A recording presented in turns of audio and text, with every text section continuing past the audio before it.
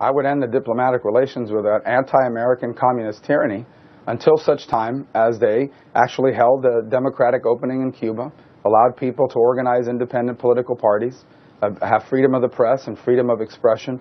In fact, all these conditions are laid out in the law right now in the Cuban Democracy Act. The president, in his opening towards Cuba, is violating existing law. He is ignoring existing law. And there are a host of conditions that would have to be met before, under my administration, we would have normal relations with Cuba. And that would include the return of fugitives from American justice that are now in Cuba.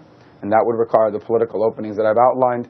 And that would also require an ending of the intelligence facilities inside of Cuba by the Russians and the Chinese that use the island of Cuba to spy against American facilities in the southeast United States.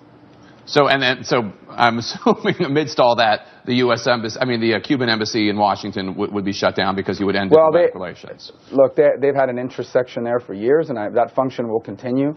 I don't think, other than their parties being better attended, I'm not sure what the difference is going to be between what we had before and what we had now, except that this recognition somehow sends a message to dissidents and others around the world that the United States accepts the Cuban form of government today as a legitimate form of government. I do not. I believe the people of Cuba deserve what everyone else in the Western Hemisphere has: democracy.